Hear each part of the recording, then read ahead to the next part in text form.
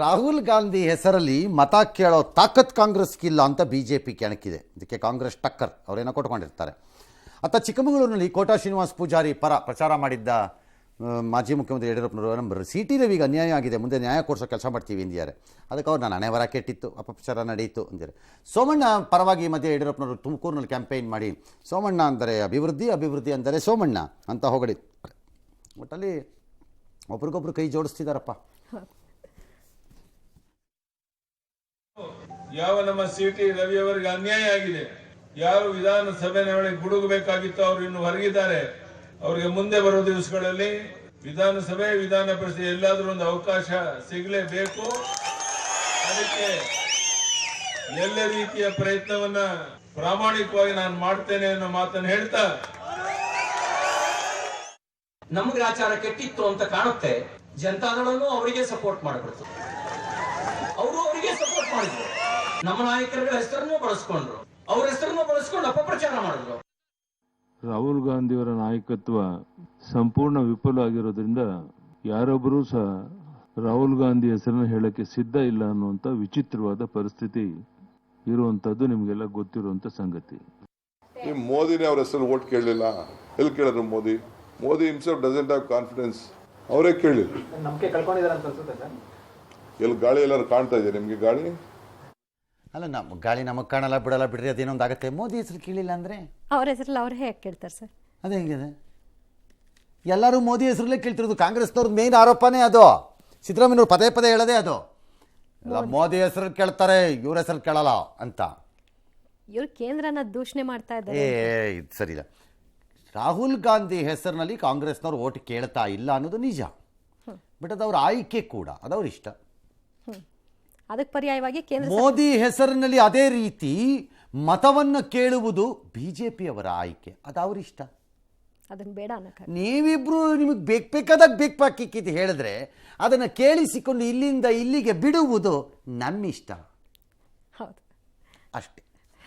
ನಾವು ಬೆಂಗಳೂರಿನಲ್ಲಿ ಜಲಕ್ಷಾಮ ಎದುರಾಗಿದ್ದು ಅಪಾರ್ಟ್ಮೆಂಟ್ಗಳಲ್ಲಂತೂ ದಾರುಣ ಪರಿಸ್ಥಿತಿ ಇದೆ. RR ನಗರದ ಅಪಾರ್ಟ್ಮೆಂಟ್ನಲ್ಲಿ ಪ್ರಚಾರಕ್ಕೆ ಮುಂದಾದ DCM DK ಶಿವಕುಮಾರ್ಗೆ ನೀರಿನ ಸಮಸ್ಯೆಯನ್ನ ಹೇಳ್ಕೊಂಡಿದ್ದಾರೆ ಅಲ್ಲಿನ ನಿವಾಸಿಗಳು. ನೀವು ನಮ್ಗೆ ಓಟ್ ಕೊಡಿ, ನಿಮ್ಮ ಸಮಸ್ಯೆ ನನಗಿರಲಿ ಅಂತ DK ಶಿವಕುಮಾರ್ ಅವರು ಮನವಿ ಮಾಡ್ಕೊಂಡಿದ್ದಾರೆ. ಆಲ್ ರೈಟ್, ಅವ್ರು ಹೇಳಿದ್ದಾರೆ. ಆದರೆ ನೀವು ಓಟ್ ಕೊಟ್ಟರೆ ನೀರು ಕೊಡ್ತೀನಿ ಅಂತ ಆಗಬಾರ್ದ್ರಪ್ಪ. ಆಮೇಲೆ because that amounts to threatening the people or even ಆಮಿಷ ಆಗ್ಬಿಡುತ್ತದು. ಹಾಗಾಗಿದ್ರೆ ನಾನು ಹೇಳ್ತಿರೋದು, ಹಂಗೆ ಮಾಡಕ್ಕೆ ಬರಲ್ಲ. You cannot do it. ಯಾರೇ ಆಗಲಿ, ಯಾವುದೇ ಇದಿರ್ಬೋದು. All right. ಕೇರಳದಲ್ಲಿ ಟಿಪ್ಪು ಸುಲ್ತಾನ್ ವಿವಾದ ಜೋರಂತೆ. ಹೇಗೆ? ವಯನಾಡಿಂದ BJP ಅಭ್ಯರ್ಥಿಯಾಗಿ ಸ್ಪರ್ಧಿಸಿರುವ ಸುರೇಂದ್ರನ್ ಅವರು ಹೇಳ್ತಾರೆ, ಟಿಪ್ಪು ಸುಲ್ತಾನ್ ಕೇರಳದಲ್ಲಿ, ವಿಶೇಷವಾಗಿ ವಯನಾಡಲ್ಲಿ ಲಕ್ಷಾಂತರ ಹಿಂದೂಗಳನ್ನು ಮತಾಂತರ ಮಾಡಿದ್ದ, ಅನೇಕ ದೇವಾಲಯಗಳ ಮೇಲೆ ದಾಳಿ ಮಾಡಿದ್ದ. ಅದನ್ನು ನಾನೇ ಗೆದ್ದರೆ ಈ ಸುಲ್ತಾನ್ ಬತೇರಿ ಪಟ್ಟಣ ಏನಿದೆ ಅದನ್ನು ಗಣಪತಿ ವಟ್ಟಂ ಅಂತ ಹೆಸರಿಡ್ತೀನಿ. ಇದ್ಯಾಕೆ ಬಂತಪ್ಪ ಈ ಹೆಸರು? ಬಿಡಿ, ಕಾಂಗ್ರೆಸ್ ಎಡಪಕ್ಷಗಳು ಮುಸ್ಲಿಂ ಲೀಗೆಲ್ಲ ವಿಪರೀತವಾಗಿ ವಿರೋಧಿಸ್ಬಿಟ್ಟಿದ್ದಾರೆ. ಮತ್ತೆ ವಿರೋಧ ಮಾಡದೆ ಸುರೇಂದ್ರನ್ ಬಾಯಿಗೆ ಹೋಗ್ಬಿಟ್ಟು ಲಾಡು ಹಾಕೋಕ್ಕಾಗತ್ತಾ? ಆಯಿತು. ಯಾಕೆ ಅಂದರೆ ಮೂಲ ಹೆಸರು ಸುಲ್ತಾನ್ ಬತೇರಿದ್ದು ಗಣಪತಿ ವಟ್ಟಂ ಎನ್ನೋದೇ ಇದೆ. ಇದೆಲ್ಲ ಆಗಿ ದಾಳಿಯಾಗಿ ಆಕ್ರಮಣ ನಡೆದು ಅದನ್ನು ಆಕ್ರಮಿಸಿದ ಮೇಲೆ ಅದು ಸುಲ್ತಾನ್ ಬತೇರಿ ಆಯಿತು. ಅಲ್ಲಿರುವ ಗಣಪತಿ ಮಂದಿರದ ಹೆಸರಿನಲ್ಲಿ ಆ ಊರಿನ ಹೆಸರು ಅಂತ. ಹಾಗಾಗಿ ಈ ಗಲಾಟೆ. ನಾವು ಪಾಕಿಸ್ತಾನದಲ್ಲಿ ಉಗ್ರರ ನಿಗೂಢ ಹತ್ಯೆಗಳ ಹಿಂದೆ ಭಾರತದ ಪಾತ್ರವಿದೆ ಅಂತ ಆರೋಪ ಕೇಳಿಬರ್ತಾ ಇದೆ. ಈ ಹೊತ್ತಲೆಯೇ ಕೇಂದ್ರದಲ್ಲಿರುವ ನಮ್ಮ ಸದೃಢ ಸರ್ಕಾರ ಉಗ್ರರ ಮನೆಗೆ ನುಗ್ಗಿ ಹೊಡೆದಿದೆ ಅಂತ ಋಷಿಕೇಶದ ರ್ಯಾಲಿಯಲ್ಲಿ ಪ್ರಧಾನಿ ಮೋದಿ ಹೇಳಿಕೊಂಡಿದ್ದಾರೆ. ಇನ್ನು ರಕ್ಷಣಾ ಮಂತ್ರಿಗಳು ಕೂಡ ಭಯೋತ್ಪಾದನೆ ದಮನ ನಿಮ್ಮ ಕೈಯಲ್ಲಿ ಆಗದಿದ್ರೆ ಹೇಳಿ, ನಿಮಗೆ ನಾವು ಸಹಕಾರ ಕೊಡ್ತೀವಿ ಅಂತ ಪಾಕಿಸ್ತಾನಕ್ಕೆ ಹೇಳಿದ್ದಾರೆ. ಆದರೆ ಇಂತಹ ಮಾತುಗಳೆಲ್ಲ ಸರಿಯಲ್ಲ ಅಂತ ಪಾಕಿಸ್ತಾನ ಹೇಳಿದೆ. ಪಾಕಿಸ್ತಾನದಲ್ಲಿ ಕಾನೂನಿಗೆ ವಿರುದ್ಧವಾಗಿ ನಡೆದ ಹತ್ಯೆಗಳ ಹಿಂದೆ ಭಾರತದ ಪಾತ್ರ ಇದೆ ಅನ್ನೋದಕ್ಕೆ ಸಾಕ್ಷಿ ಕೊಟ್ಟಿದ್ದೀವಿ. ಪಾಕಿಸ್ತಾನಕ್ಕೆ ಸಾಕ್ಷ್ಯ ಹೆಸರು ಏನಿಲ್ಲ. ಈಗ ಭಯೋತ್ಪಾದಕರ ದೇಶದಲ್ಲೇ ನಕಲಿ ಪದಾರ್ಥಗಳನ್ನು ತಯಾರಿಸುವ ಒಂದು ಕಾರ್ಖಾನೆ, ಯಾವುದೋ ಫೇಮಸ್ ಬ್ರ್ಯಾಂಡ್ಗೆ ನಕಲಿ, ಅವ್ರು ಆಚೆ ಬಂದ್ಬಿಟ್ಟು ಎಲ್ಲ ನಕಲಿ ಆಗ್ತಾ ಇದೆ ಸರ್ ಅಂದ್ರೆ ಏನ್ರಪ್ಪ ಅರ್ಥ? ನೀವೇನ್ ಮಾಡ್ತಿದ್ದೀರಾ ಅಂತ ಕೇಳಬೇಕು. ಅದೇ ಅವನ ಕೆಲಸ. ಹೌದು, ಆ ನಕಲಿ ಮಾಡೋದೇ ಅವ್ರ ಕೆಲಸ, ಫ್ಯಾಕ್ಟ್ರಿದು. ಅವ್ರು ಆಚೆ ಬಂದು ಪ್ರೆಸ್ ಕಾನ್ಫರೆನ್ಸ್ ಮಾಡಿ ಏನು ಸರ್ ಕಾಲ ಕೆಟ್ಟೋಯ್ತು, ಎಲ್ಲ ನಕಲಿ ಮಾಡ್ತಿದ್ದಾರೆ ಸರ್ ಅಂದರೆ ಏನಪ್ಪ ಅರ್ಥ? ಸೇಮ್ ಪಾಕಿಸ್ತಾನದ ಕತೆ. ಭಯೋತ್ಪಾದಕರ ಮೂಲ ಮನೆ ಫ್ಯಾಕ್ಟ್ರಿ, ಅವ್ರು ಆಚೆ ಬಂದು ನಮ್ಮನ್ನೆಲ್ಲ ಸಾಯಿಸ್ತಾ ಇದ್ದಾರೆ ಅಂದರೆ ಏನರಪ್ಪ ಅರ್ಥ? ಇದನ್ನು ಒಪ್ಪಕ್ಕಾಗತ್ತಾ? ಏನು ಅರ್ಥ ಅದು? ಬೋಗಸ್ ಫೆಲೋಸ್ ತಂದು ಅದೇ ನಮ್ಮ ಪದೇ ಪದೇ ಹೇಳೋಕ್ಕೂ ಅಲ್ಲಿ ಆಗೋಕ್ಕೂ ಸಹಿತ ಭಿಕ್ಷುಕರು ತಂದು ದೇಶದಲ್ಲಿ ಇನ್ನೇನು ಮಾಡ್ಬೇಕಂತೆ? ಅಮೇರಿಕದವರು ಒಸಾಮಾ ಬಿನ್ ಲ್ಯಾಡನನ್ನು ನಿಮ್ಮ ಮೂಗಿನ ಕೆಳಕ್ಕೆ ಬಂದುಬಿಟ್ಟು ಹೆಲಿಕಾಪ್ಟ್ರಲ್ಲಿ ಕಣಿವೆಗಳಲ್ಲಿ ನುಗ್ಗಿ ಬಂದು ಅಬೂಟಾಬಾದಲ್ಲಿ ಹೊಡೆದು ಬಿಸಾಕ್ಬಿಟ್ಟೋದಲ್ಲ, ಆಗೇನು ಕತ್ತೆ ಕಾಯ್ತಾ ಇದ್ರ ಅಂತ ಕೇಳಬೇಕು ಯಾವನಾರೊಬ್ಬನ, ಆಗೇನು ತಿಂತಾ ಇದ್ರಿ ಅಂತ ಕೇಳಬೇಕು. ಈಗ ಸಿ ಎಂ ಬಳಿಗೆ ಪಿಸ್ತೂಲ್ ಹೋಗಿದ್ದು ಕೇಸ್ ಬಂತಲ್ಲ ರಿಯಾಜ್ದು, ಇದಾದಮೇಲೆ ಜನಕ್ಕೆ ಗೊತ್ತಾಗೋಯ್ತು, ಹೆಂಗೂ ಒಂದು ಸ್ಪೆಷಲ್ ಪರ್ಮಿಷನ್ ತಗೊಂಡು ಇಟ್ಕೋಬೋದು ನಾವು ಅಂತ. ಜನಕ್ಕೆ ಗೊತ್ತಿರಲಿಲ್ಲ ಹಿಂಗೆ ಕೊಡ್ತಾರೆ ಪರ್ಮಿಷನ್ನು ಅಂತ, ಗೊತ್ತಾಗೋಯ್ತಲ್ಲ ಜನಕ್ಕಿದು, ಅವ್ರಿಗೆ ಕೊಟ್ಮೇಲೆ ನಮ್ಗೆ ಯಾಕೆ ಕೊಡಬಾರ್ದು ಅಂದ್ಬಿಟ್ಟು ಈಗ ಸಾಲು ಹೋಗ್ತಿದಾರಂತೆ ಜನ, ಸ್ಪೆಷಲ್ ಪರ್ಮಿಷನ್ ನಮಗೂ ಕೊಡ್ರಿ ಅಂತ ಎಲ್ಲರೂ. ತೋಟಗಳದ್ದವ್ರದ್ದು ಒಂದು ವಿಶೇಷವಾದ ಮನವಿ ಇದೆ, ಅವ್ರು ಹೈಕೋರ್ಟ್ಗೂ ಹೋಗಿದ್ದಾರೆ. ಅಲ್ರಪ್ಪ, ನೀವು ಚುನಾವಣೆ ಅಂತಂದ್ಬಿಟ್ಟು ವೆಪನ್ಸ್ ಎಲ್ಲ ತಗೊಂಡು ಹೋಗ್ಬಿಟ್ಟು ಇಲ್ಲ ಮಾಡ್ಕೊಂಬಿಟ್ರೆ ತೋಟಕ್ಕೆ ಬರೋ ಕಾಡು ಪ್ರಾಣಿಗಳನ್ನ ಚುನಾವಣೆ ಇದೆ ಕಮ್ ಟುಮಾರೋ ಅಂತ ಹೇಳೋಕ್ಕಾಗತ್ತಾ ಅಂತ ಅವರು. ಈಗ ಕೋರ್ಟ್ ಅವರು ಕರೆಕ್ಟ್ ಅಲ್ವಾ ಅಂತ ಇದಕ್ಕೆ ಈಗ ಸರ್ಕಾರದವರು ಆಯಿತು ಕನ್ಸಿಡರ್ ಮಾಡ್ತೀವಿ ಅಂತ ಅಂದಿದ್ದಾರಂತೆ.